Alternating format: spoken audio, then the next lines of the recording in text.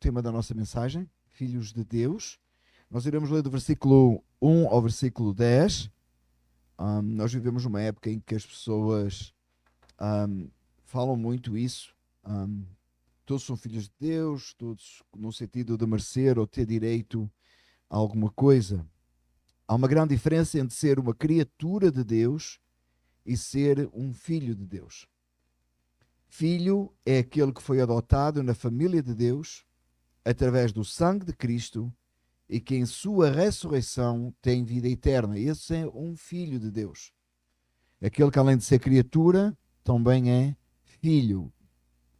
Há uma grande diferença entre ter a imagem e semelhança de Deus, ser capaz de ter um relacionamento com Deus, uma grande diferença entre ter a imagem e a semelhança de Deus, que isso é ter a capacidade de ter um relacionamento de Deus, e ser a imagem e semelhança de Deus.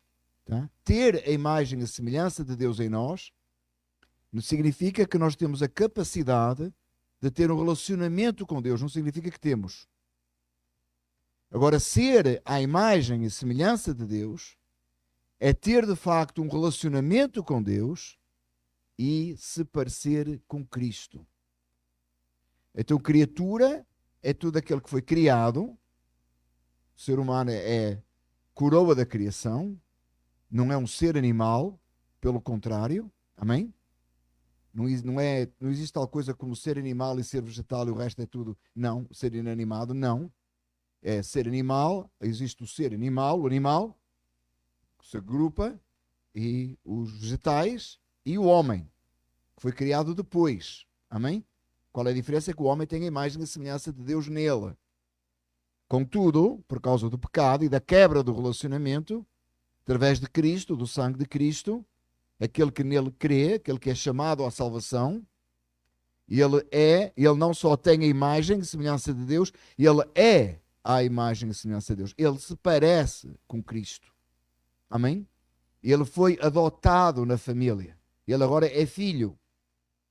É muito importante, irmãos, nós fazemos esta definição e esta diferença por causa da quantidade de pessoas que hoje, por aí, se autoproclama filho de Deus. Você deve ter ouvido essa expressão muitas vezes. Todos somos filhos de Deus. Eu também sou filho de Deus, não é? Amém? Não, criatura de Deus. Diferença muito grande. Ao longo deste texto, irmãos, este texto claramente nos fala sobre isso, nos aponta para isso e nos ajuda a percebermos essa grande diferença. Amém? O texto é para filhos de Deus. Se o irmão puder, fique de pé. Vamos ler 1 de João, depois de orarmos 1 João capítulo 1.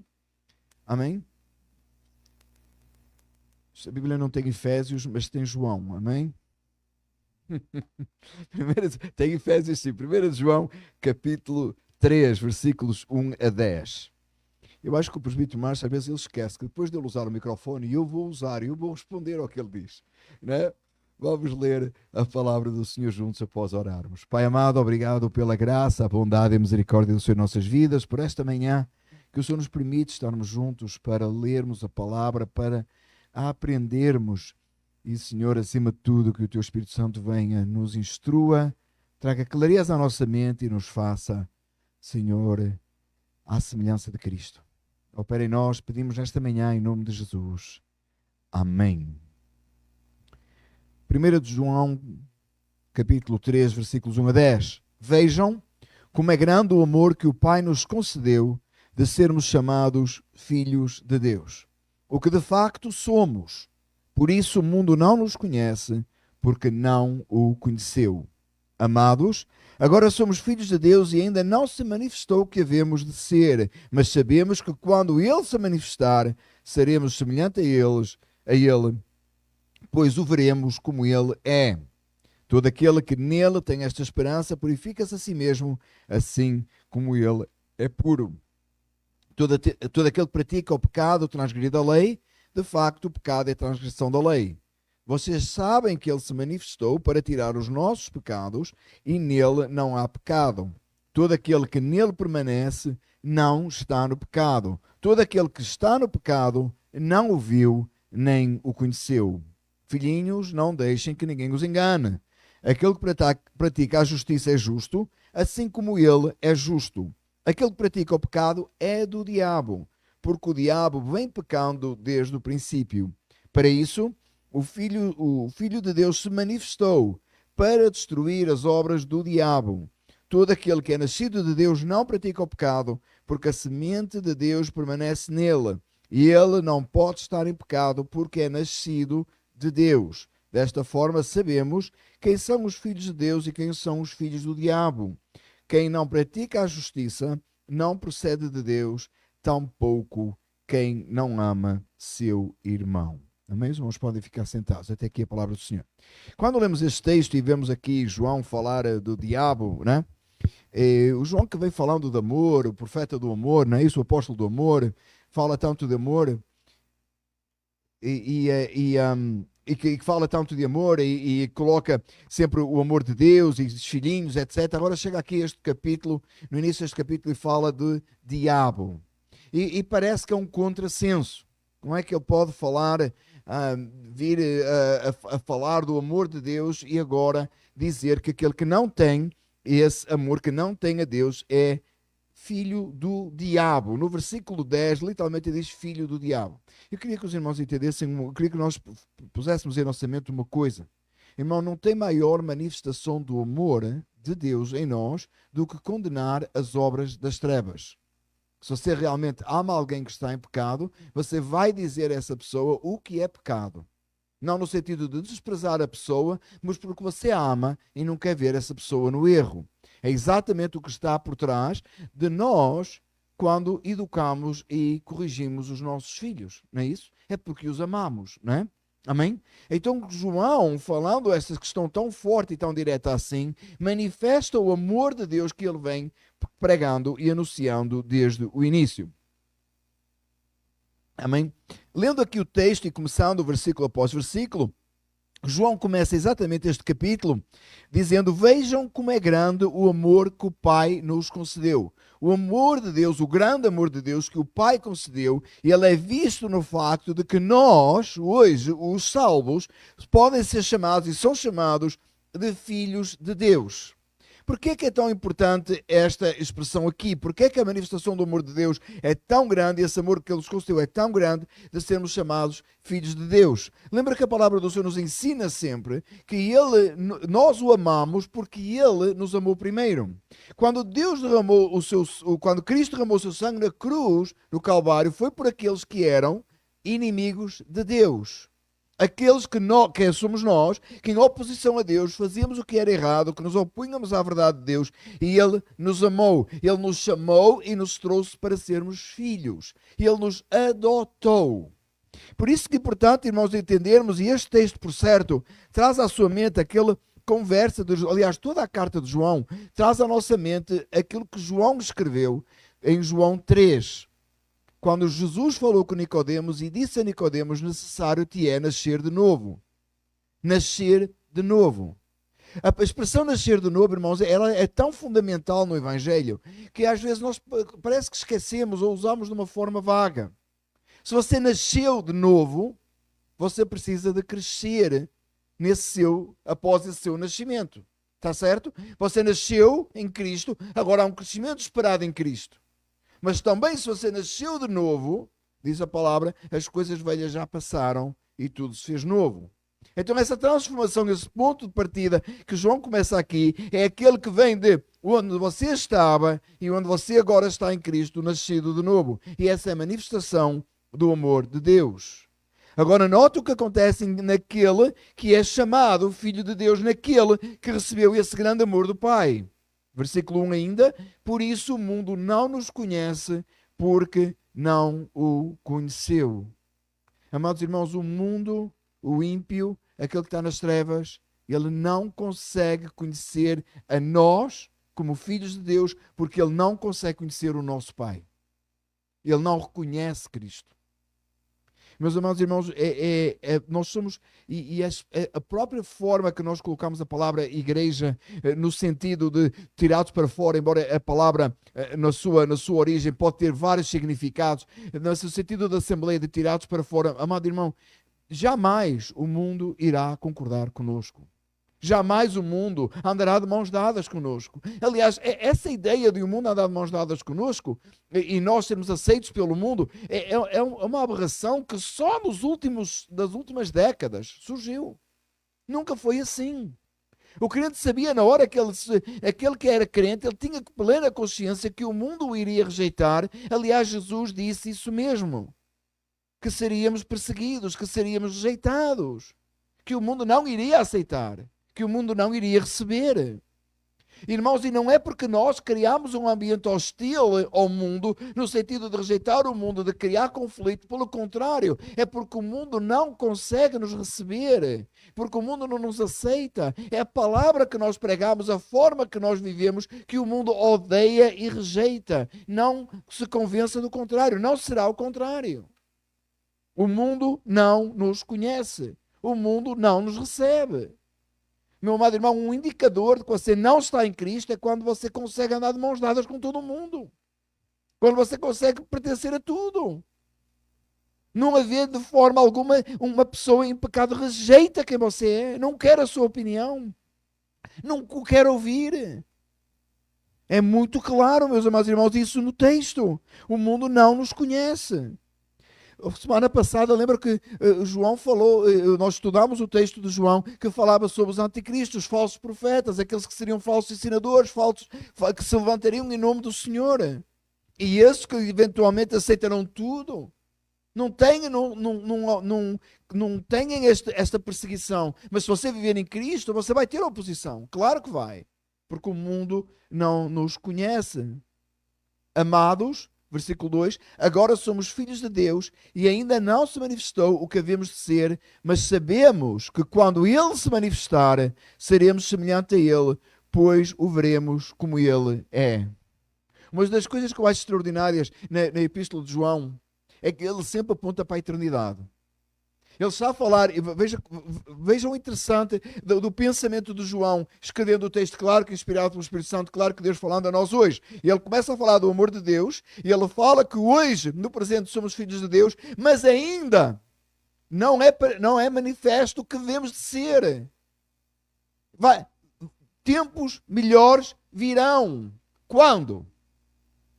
E esta é a questão, meus amados irmãos, que o mundo confunde. E tem tanto falso profeta afirmando isso.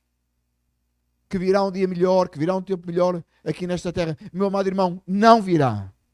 Em lugar nenhum das Escrituras diz isso. Haverá um tempo tão perfeito e tão maravilhoso quando Ele, Cristo, se manifestar. Quando Jesus vier buscar a sua igreja. Aí sim, haverá um tempo maravilhoso na presença do Senhor, onde estaremos com Ele para sempre. Nesta terra nós iremos lutar, iremos ser perseguidos, irão se opor a nós, mas lá na eternidade a nossa esperança está em Cristo, está na volta do Senhor.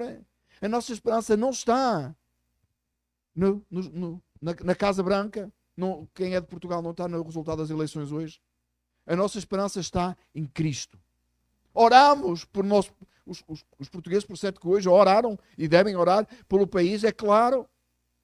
Daqui a uma semana, da manhã, 8 dias, é dia dos presidentes, nós vamos orar por esta nação, claro. Claro que a gente ora e pede que o Senhor coloque governantes que realmente vão fazer as decisões certas para o bem do povo de Deus, é óbvio. Nos alegramos quando isso acontece, mas a nossa esperança, ela está para lá disso. Claro, meus amados irmãos, quando se descobre a cura para uma doença qualquer, o povo de Deus beneficia disso também, se alegra, lógico. Daqui a uns meses vai ficar mais quentinho, os irmãos vão se alegrar nisso. Alguns. Ficar contentes, está bom tempo, as flores começam a brotar. É lindo! A sua esperança está na primavera? Sabe o que vem depois da primavera? Um calor de 100 graus. Misericórdia. Depois vem o outono e aí chega o inverno. Alguns olham para mim e eu não acredito que ele disse isto. Mas é verdade. Mas você percebe que as coisas passam, vão e vêm. Sabe o que não volta? Tempo. Meu amado irmão, é tão importante você perceber isso. Hoje, diz o texto, você é chamado filho de Deus. Viva como um filho de Deus, porque o tempo não volta. Olhe o futuro, porque breve Jesus virá. Ele virá buscar a sua igreja. E se nós não encontrarmos Jesus nesta vida, nós iremos encontrá-lo após a morte. Então vai acabar. Mas a nossa esperança vai para lá da morte. Porque ele se irá manifestar. E quando ele se manifestar, olha o que diz o texto: você será semelhante a ele. Alguns tiram deste texto que nós seremos deuses. Ou deusinhos, ou qualquer coisa assim. Não, meu amado irmão. Você será semelhante a Cristo no sentido da pureza. As vestes brancas estão descritas no livro do Apocalipse. Você estará diante do Senhor em integridade, em pureza, completamente limpo, fora, longe do corpo de pecado, longe do pecado, longe de impureza qualquer. Oh, meu amado irmão, eu fico tão triste quando alguém diz assim: eu estou ansioso por ir para o céu porque no céu não há doenças. Sério que é essa a sua esperança? Eu estou ansioso por ir para o céu porque no céu não tem frio. Sério que é essa a sua esperança? Então, se por ir para o céu, porque no céu não há choro. É essa a sua esperança? Meu amado irmão, isso são coisas que você pode encontrar momentaneamente nesta terra. Calor, eu disse frio, não é? Não há frio. Doença, você pode experimentar dias de muita saúde. A ausência de choro, tem momentos que nós nos alegramos muito. Mas sabe o que tem no céu que você nunca vai ter nesta terra? É ser semelhante a Cristo. Você vai se aproximar o mais possível, mas você não vai ser exatamente em pureza.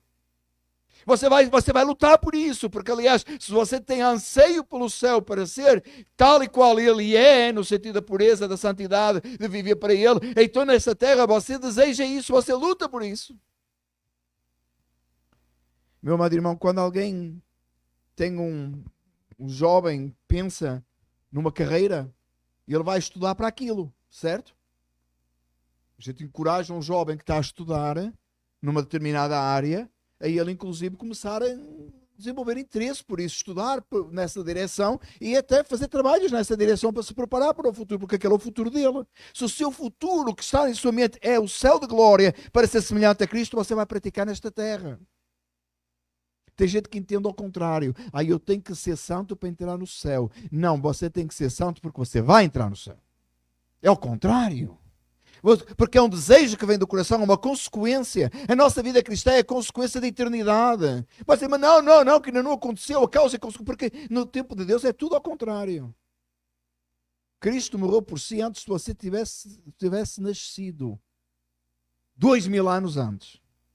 Alguns 1900 e qualquer coisa anos antes. Mas alguns são do século passado, né? Como eu.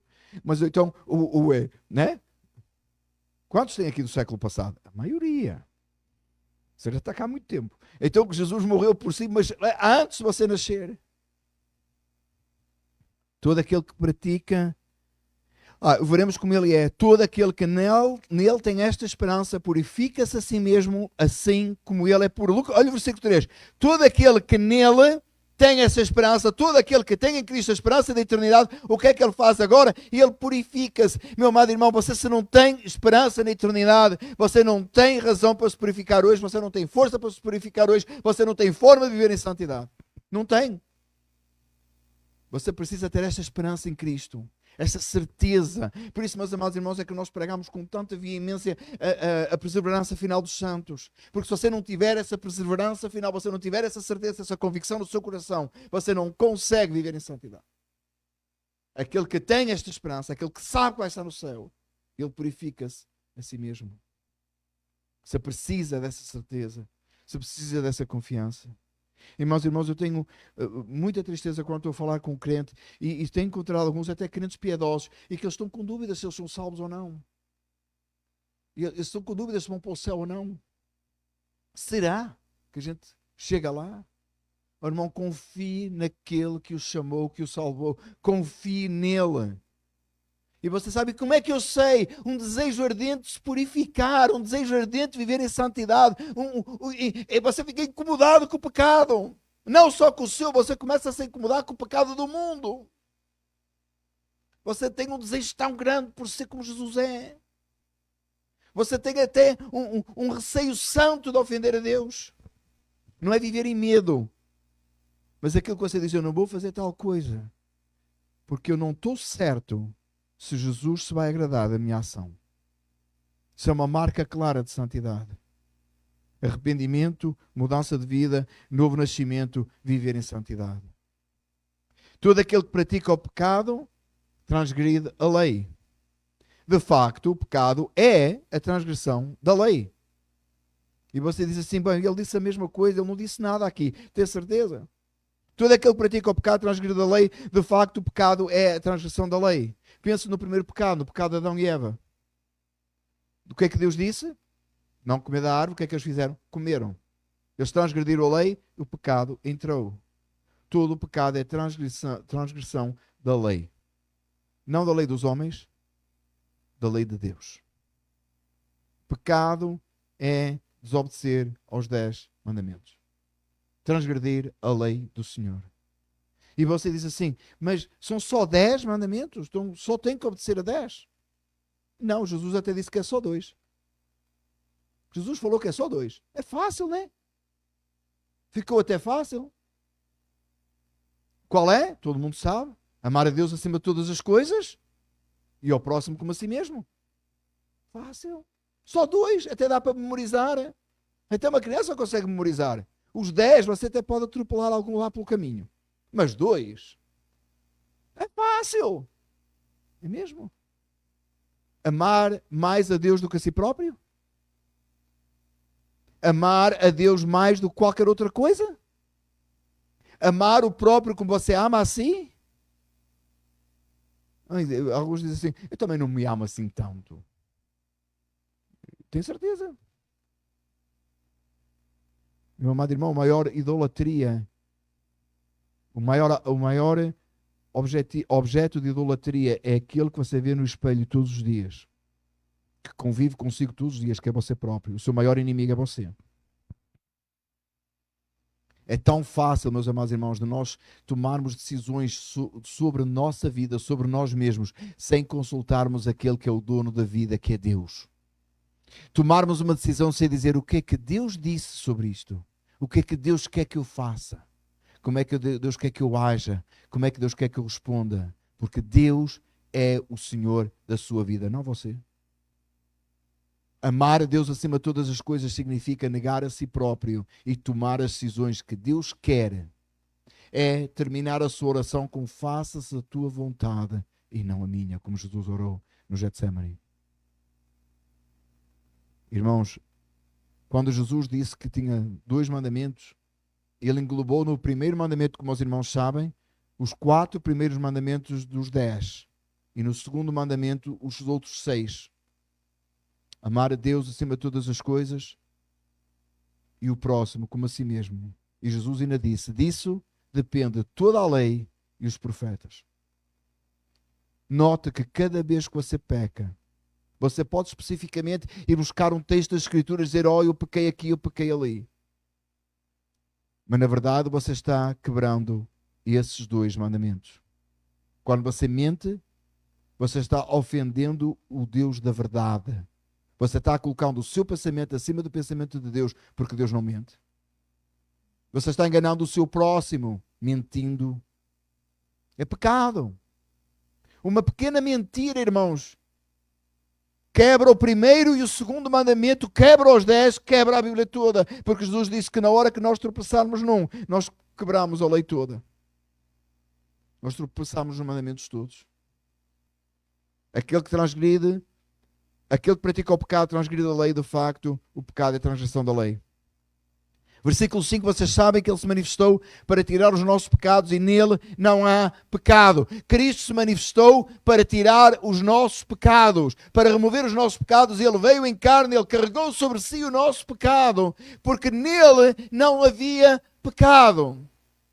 Irmão, é por isso que nós sabemos, e aliás a carta de João é muito boa nisso, que Jesus é Deus, amém?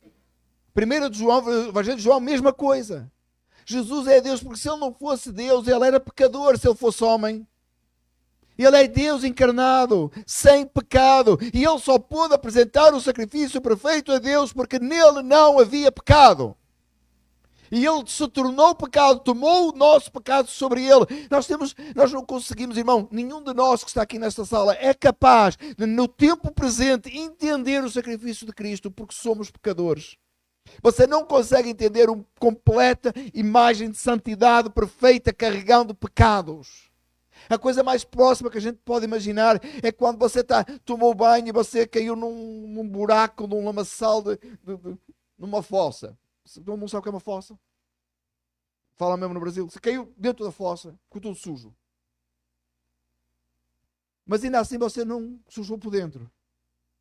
Quando Cristo tomou o nosso pecado sobre ele na cruz, e ele sendo santo, sem nunca ter praticado pecado, e ele não só conviveu com o pecado do mundo, ele ainda tomou sobre ele toda a imundice.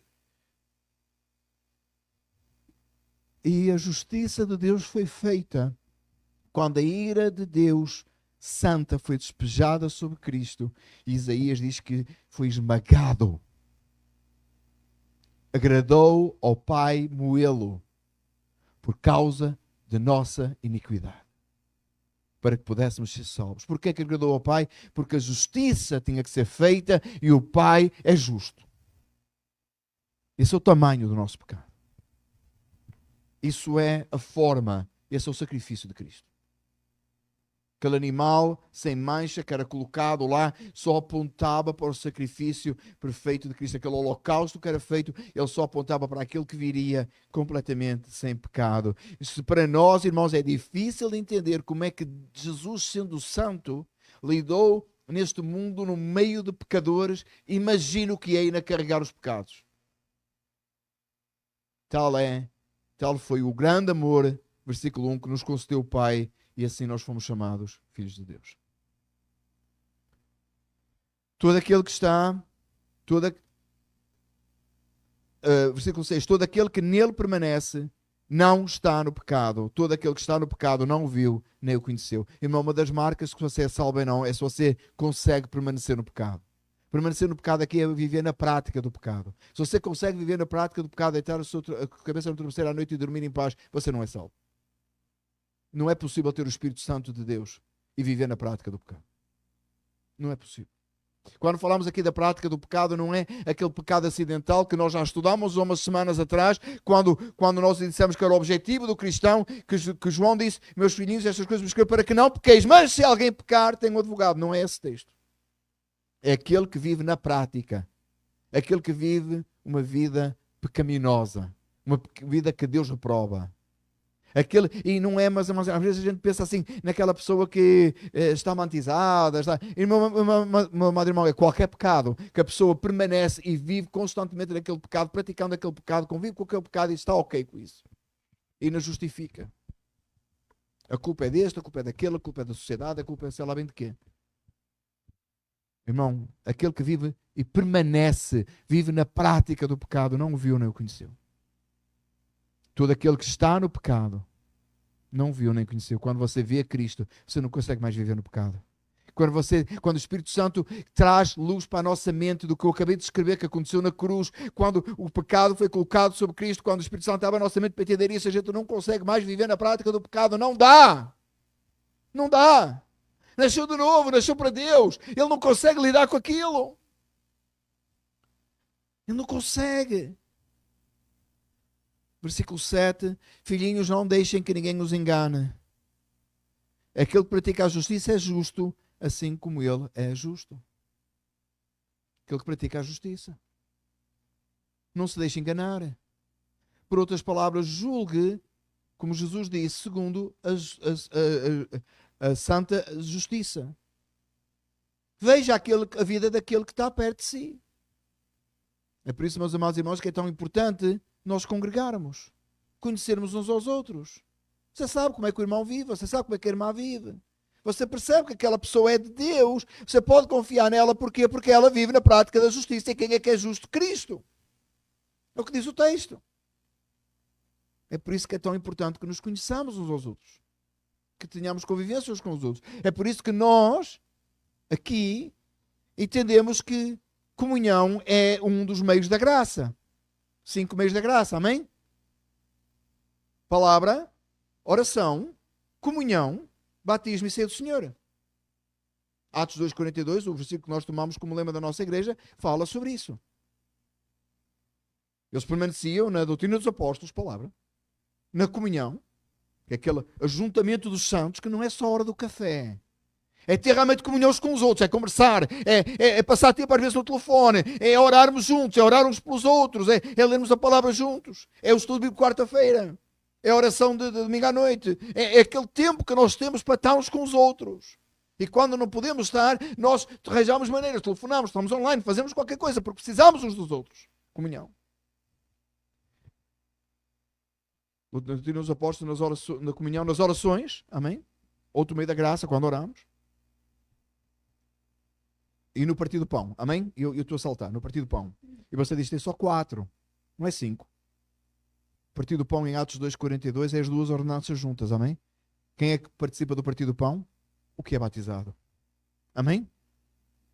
Nós entendemos, eu sei que algumas igrejas, irmãos, algumas, com muito respeito, entendem que são 4 meios da graça, a palavra, as orações, o batismo e a ceia. Sem dúvida, irmãos, que é muito claro nas Escrituras a comunhão. Nós precisamos ter comunhões com os outros. Nós crescemos na fé assim. Deus alimenta a nossa alma usando um irmão. Quando vos ajuntais, um tem salmo, outro tem hino, fazei tudo em ordem para a glória. Amém?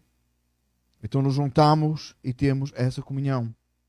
Não deixe que ninguém o engane. Quem pratica a justiça é justo. Como é que você sabe isso se você tiver comunhão com o irmão? Aquele que pratica o pecado é do diabo. Não pode ser mais claro o texto. Porque o diabo vem pecando desde o princípio.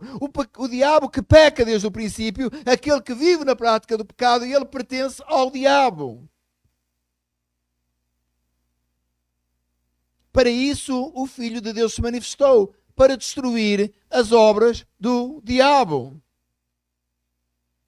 Promessa lá em Gênesis. Que viria aquele que haveria de esmagar a cabeça da serpente. Ele veio para destruir as obras do diabo. Aquele que pratica o pecado, ele é do diabo. Não tem meio termo. Ou você é filho de Deus ou é filho do diabo. Não existe meio termo.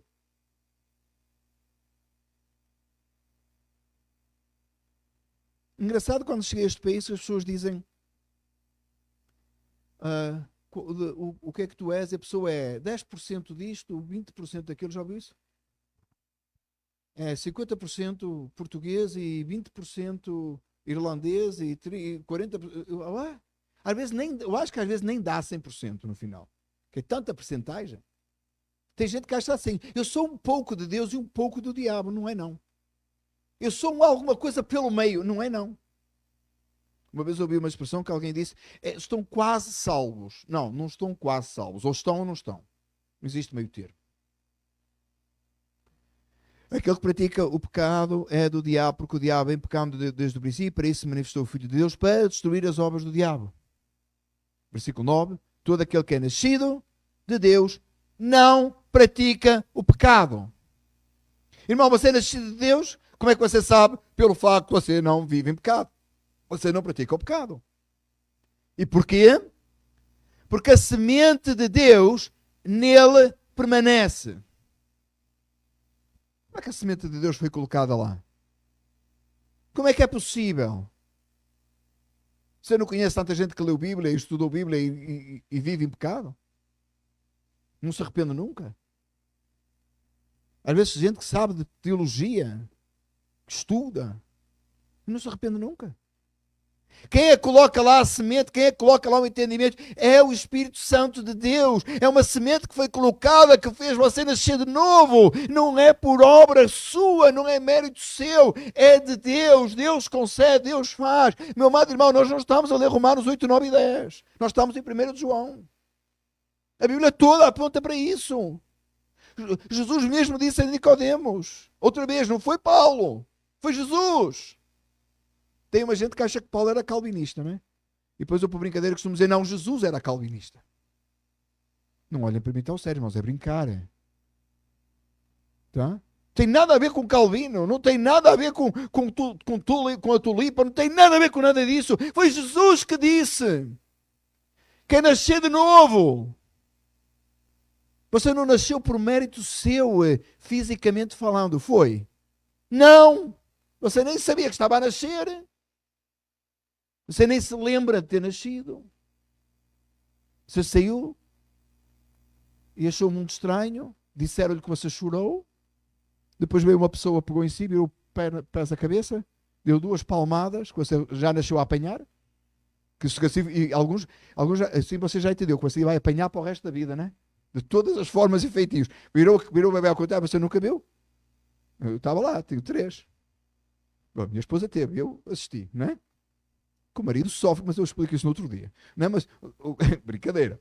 Pega no bebê, já bate no bebê, nem deu conta, nem sabia o que estava a acontecer. Assim foi você. O Espírito Santo veio até si. Fez-se uma nova criatura pela semente de Deus. E você se tornou um filho de Deus. E você nasceu de novo, você nem sabia onde estava nem o que estava a fazer. Começou um interesse imenso pela Bíblia, um desejo por santidade que você não conseguia explicar. Esse é o novo nascimento. Uns de uma forma, outros de outra, mas cada um contasse aqui o seu testemunho do novo nascimento. Eu tenho a certeza que ia tudo dar no mesmo. E se algum não desse, os outros sabiam que esse não era salvo. Amém? É uma obra que veio de Deus, que Deus operou, que fez você nascer de novo. A semente de Deus nele permanece. Ele não pode estar no pecado porque ele é nascido de Deus. Não pode. O Filho de Deus, aquele que veio, aquele que foi adotado na família de Deus, ele não pode viver em pecado, ele não consegue. Eu lembro uma vez o pastor Paul Washer, ele tem umas muito engraçadas, não é? Aliás, ele é bem... Ele faz e eu parecer um menino de couro, tá? O pastor Paul Washer, uma vez um jovem veio a ele numa conferência e disse-lhe: eu não sei se eu sou salvo, não tenho certeza que eu sou salvo. E ele disse assim: faz assim, logo à noite vais para uma boate, vais-te embebedar, vais fumar, vais fazer todo o tipo de coisa errada, vais praticar todo o tipo de imoralidade, tudo, vais fazer tudo o que tu quiseres. Amanhã de manhã a gente conversa. Ele olhou para ele e disse assim: eu não posso fazer isso.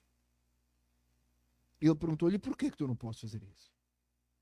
E o rapaz não conseguia articular muito bem na cabeça dele. Ele disse: tu não podes porque o Espírito Santo habita em ti, porque tu és salvo. O salvo não pode pecar. Ele não consegue. Ele não é capaz. Ele não tem forças para pecar. Ele não tem forças para viver no pecado. E quando peca acidentalmente, como tratámos há umas semanas atrás, ele se volta para Deus arrependido, envergonhado, lamentando o que ele fez e deseja não fazer mais. Ele luta contra os desejos da sua carne, ele nega a si próprio. Porquê? Porque ele é nascido de Deus. Desta forma, sabemos quem são os filhos de Deus e quem são os filhos do diabo. Como é que a gente sabe alguém que é filho de Deus ou filho do diabo? É se ele vive na prática de pecado ou não. É fácil. Quem não pratica a justiça não procede de Deus, tampouco quem não ama seu irmão. E ele acrescenta aqui, porquê? Porque aquele que ama a Deus ama o próximo. Não é? Como já falámos, Jesus disse. É fácil. É fácil pôr em prática? Impossível. Mas então para que pregar isto tudo se é impossível? Para que Jesus escreveu isso é impossível? Para que você saiba que é impossível, mas que você tenha um Deus que pode. O Espírito Santo habita em si. Esta carta não é... eu estava a ouvir esta semana muito interessante do pastor Wally Bacher, e ele estava a dizer, esta carta não é para o crente duvidar da salvação dele. Porque às vezes a gente ouve isto tudo, esta pregação toda, e diz assim: Roger, nem sei se sou salvo, nem se não sou. Agora estou confuso. Eu até estava bem antes do pastor começar a pregar esta série. Na série passada eu sabia que era salvo. Agora nesta já não sei.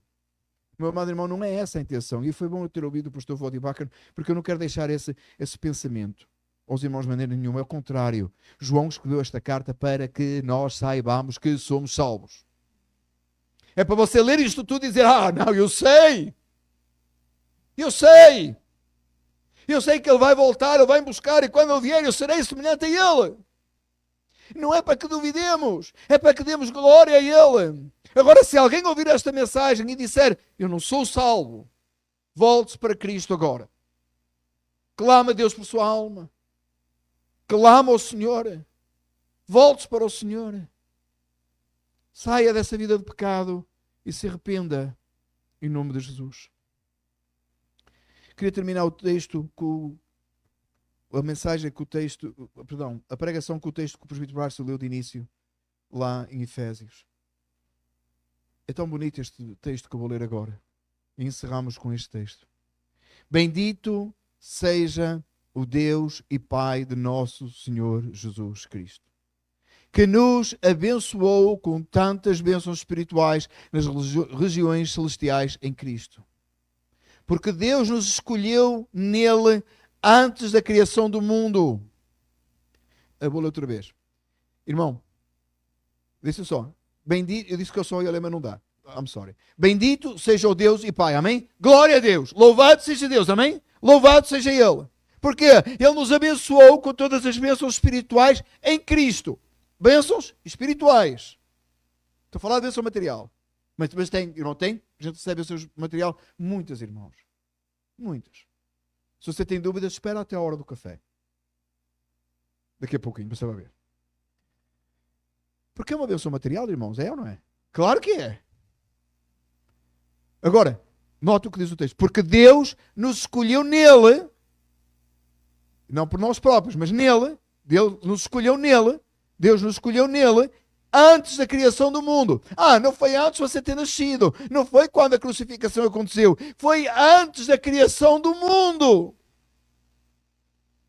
E como é que Deus sabia? Não, porque ele tinha um caderninho com o seu nome já na criação. Não, irmãos, porque ele não só sabia todas as coisas, como ele determina todas as coisas. Ele determinou que você ia ser salvo. Antes da criação do mundo.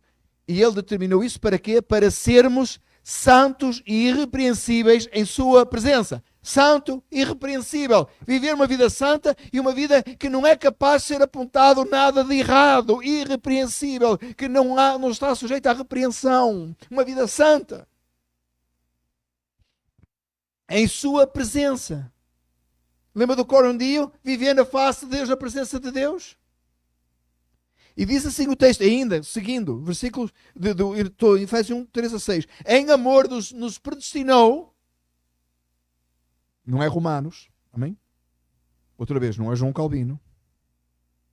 Em amor nos predestinou para sermos adotados como filhos. Irmão, não é João a escrever agora, é Paulo. Amém? O mesmo autor, Deus, amém? Uma mesma palavra inspirada pelo Espírito Santo, amém? Nos adotou, Ele nos predestinou e nos adotou, nos trouxe para a família. Porquê? Porque não éramos só criatura, mas hoje somos filhos.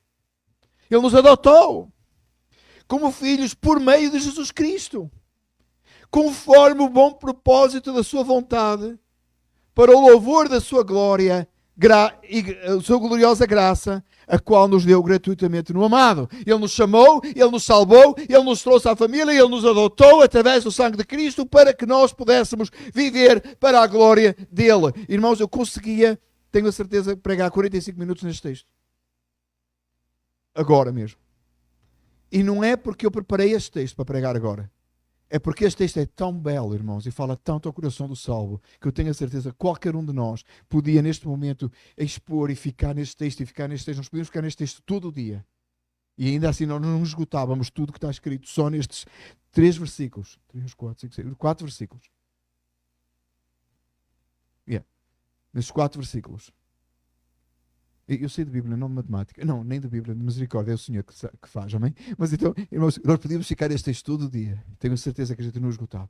É tão maravilhoso e profundo que ele é, amém? Amados, que o Senhor nos ajude e esta manhã tenha mostrado aos nossos corações que verdadeiramente todos que estamos aqui, os que estão online, que você é um filho de Deus. Fique de pé, vamos orar.